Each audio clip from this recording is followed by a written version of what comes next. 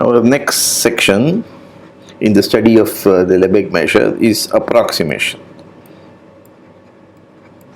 So in this section we will present various results on approximation of measurable sets by topological sets in the context of the Lebesgue measure. So by a box in Rn,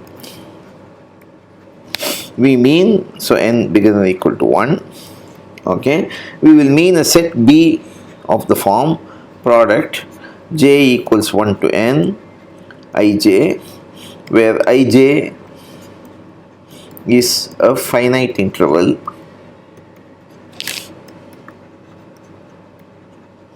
one less than equal to j less than equal to n. Okay, so each ij is an interval, and so if ij equals ai bi, an open interval, aj bj, 1 less than equal to j less than equal to n, then we say B is an open box. If ij equals aj bj, closed interval, 1 less than equal to j less than equal to n, then we say B is a closed box.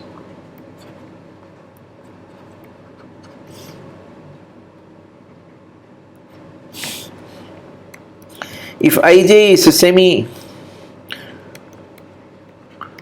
open interval for all 1 less than equal to j less than equal to n, then we say they call it half open box.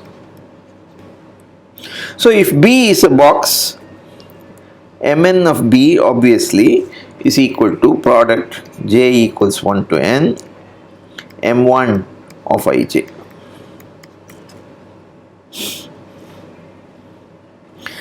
Also, it is clear that given epsilon positive,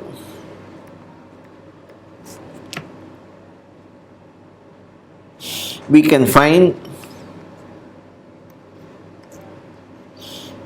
boxes B1 epsilon, B2 epsilon of any desired kind, open, closed or half open, etc., such that Mn of B minus B, such that B1 epsilon is less contained in B contained in B2 epsilon, and Mn of B minus B1 epsilon is less than epsilon, and Mn of B2 epsilon minus B is also less than epsilon. So you just have to move the boundaries a little bit for the box, and then you will have whatever you want. So now recall that how would the Lebesgue measure come? You had this ring R from these boxes, semi-open boxes, half-open boxes. P is half-open boxes. Then we had the ring, and then from the ring we went to the hereditary sigma ring generated by this, which is nothing but the power set of Rn. And there, so from the measure here, we had the natural outer measure from which we got the measurable sets, which gave you the Lebesgue measure. So, so we will use this notation mu star, and whenever we say measurable, I mean Lebesgue measurable sets, okay? Because there are also Borel sets or Borel measurable sets. So measurable will mean, unless otherwise specified, Lebesgue measurable sets. So proposition, let n be greater than or equal to 1, E contained in Rn, any set, then mu star of E is equal to the infimum over mu star of U open and U containing E. So you take all open sets which contain E, the infimum of all that will be the mu star. So the open sets more or less determine the outer measure. Okay, so proof. Nothing to prove. if mu star of E is infinite. So assume mu star of E is finite.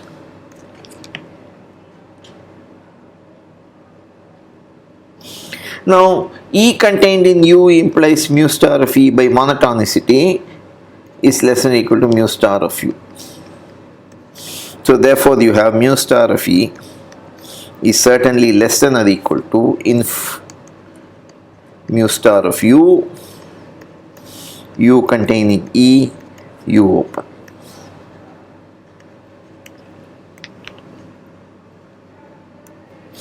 Okay, so now let epsilon be greater than 0. So by definition of outer measure,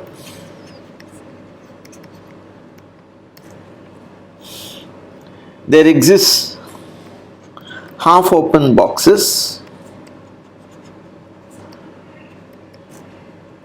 Bn such that E is contained in union n equals 1 to infinity Bn, and sigma mu n of Bn,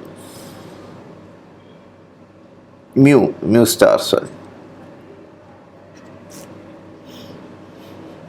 which is the same as Mn, okay? Mn of Bn, n equals 1 to infinity, is less than mu star E plus epsilon by 2. Okay, so now construct open boxes Bn dash n equals 1 to infinity such that Mn of Bn dash minus Bn is less than epsilon by 2 to the n plus 1, okay, and Bn is contained in Bn dash, of course. We just saw that you can do that, okay. Then U is open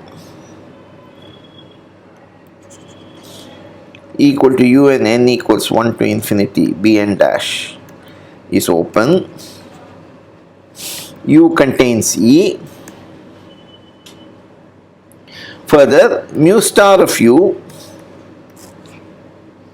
which is the same as Mn of U, is less than or equal to sigma of n equals 1 to infinity Mn of Bn plus sigma epsilon by 2 power n plus 1. So this is equal to sigma Mn of Bn plus epsilon by 2.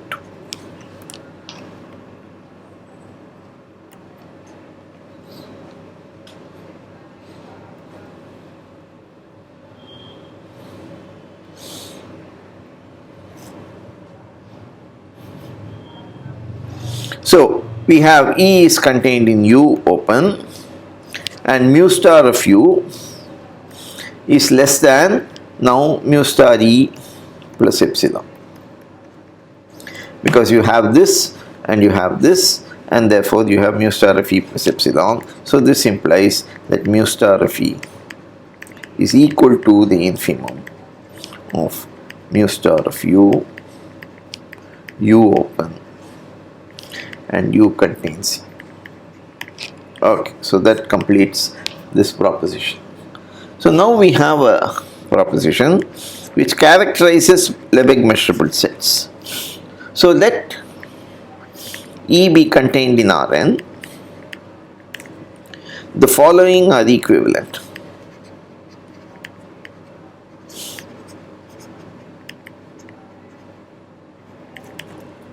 One, E is Lebesgue measurable. 2, for every epsilon positive, there exists a U open, E contained in U, and mu star of U minus E is less than epsilon. 3, for every epsilon greater than 0, there exists F closed, F contained in E, and mu star of E minus F less than epsilon. 4. There exists a G delta set, capital G, such that E is contained in G and mu star of G minus E is 0. And 5. There exists a F sigma set, capital F, such that F is contained in E and mu star of E minus F equal to 0. Now, G delta set is nothing but a countable intersection of open sets. A countable intersection of open sets need not be open. So, that such a set is called a G delta set. It's in the sigma ring, of course, of the Borel sets. Now, F sigma set is countable union of closed sets. Again, countable union of closed sets need not be closed. It's called an F sigma set, and again, it will be in the sigma ring generated by the open sets. Okay. So, proof 1 implies 2. So, mu star E assume is finite. Then there exists a U open by the previous proposition, U containing E, and mu star of U is less than mu star of E plus epsilon. We just saw that. Okay, but then everything is finite, and therefore you have mu E is Lebesgue measurable, U is open, therefore Borel and hence Lebesgue measurable. So mu star is same as Mn for U and E.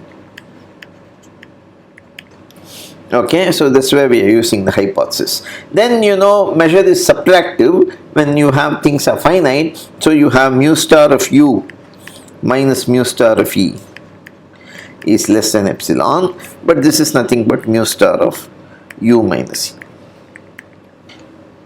So what do you do when? So if mu star of E is plus infinity, then mu star is sigma finite.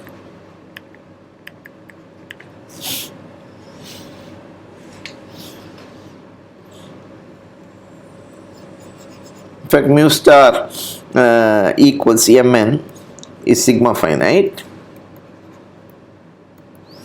and there exists Lebesgue measurable sets En such that E is contained in union n equals 1 to infinity En, and mu star of En or En, which is equal to Mn of En, is finite.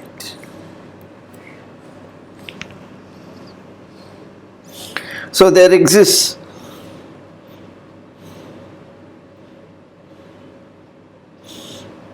Un open, and you have that mu star of Un minus En can be made as small as you like. Let me say is this an epsilon by 2 power n. Then you take U equals, and Un of course contains En.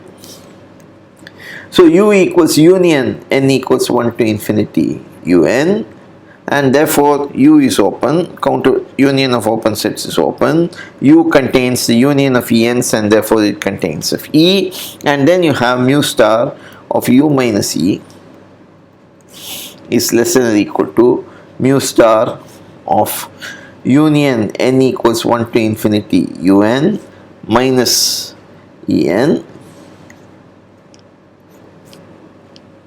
and that is less than or equal to sigma epsilon by 2 power n, which is equal to epsilon. Okay, so this completes the proof of 1 implies 2. Now 2 implies 3, 2 implies 4. So for each n, choose Un open such that E contained in Un and mu star of Un minus E is less than 1 by n. This is the statement number 2.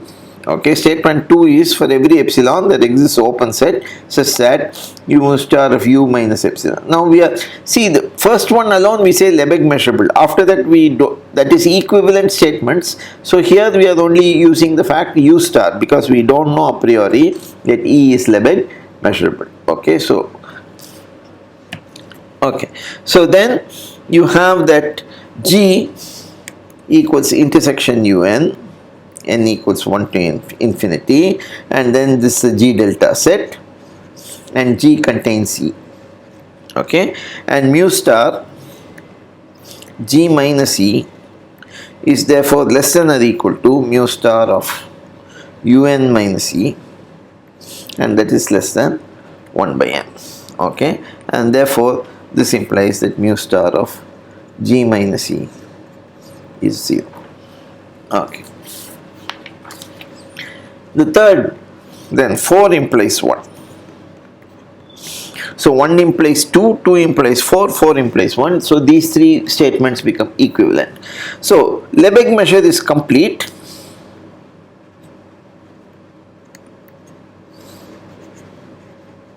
So mu star G minus E equal to 0 implies G minus E is Lebesgue measurable. We have seen this already.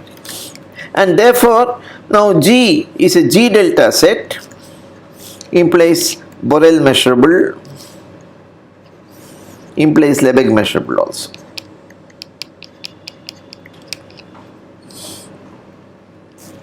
And then E is nothing but G minus G minus E. G contains E, and therefore E equals, and this is Lebesgue measurable, because all these operations are closed in any ring or sigma algebra and so on. So therefore this implies this. Now we want to show that 1 implies 3. So E Lebesgue measurable implies E complement Lebesgue measurable, because it's a sigma algebra. Okay, therefore there exists a U open, U containing E complement, and mu star of U minus E is less than epsilon.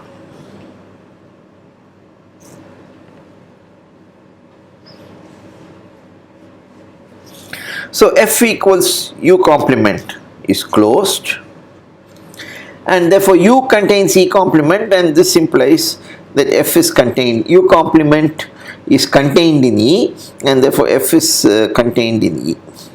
Okay, and then mu star of E minus F is nothing but mu star of E intersection F complement, which is equal to mu star. But what is F complement?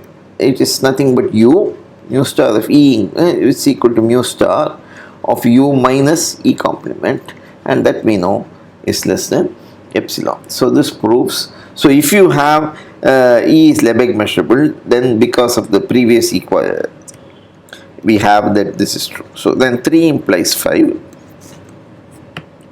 So for every n, choose Fn closed.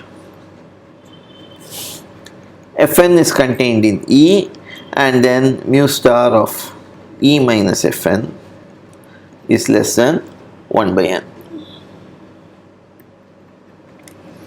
And you take F equals union n equals 1 to infinity Fn. Since all of them are in E, this implies F is contained in E, and F is a F sigma set.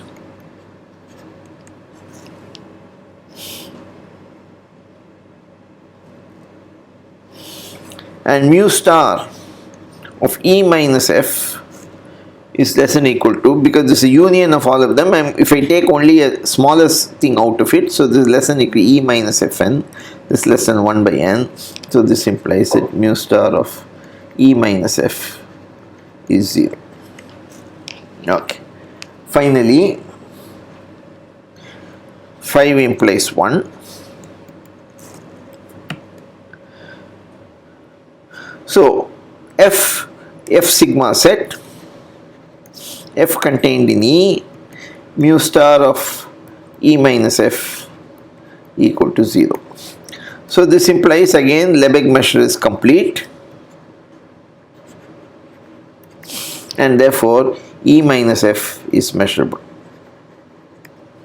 And then E is containing F, and therefore you can write E equals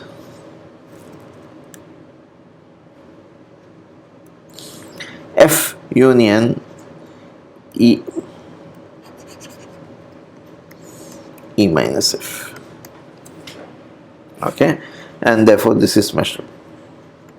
So this completes this thing. So we have various equivalent forms of, so you can approximate.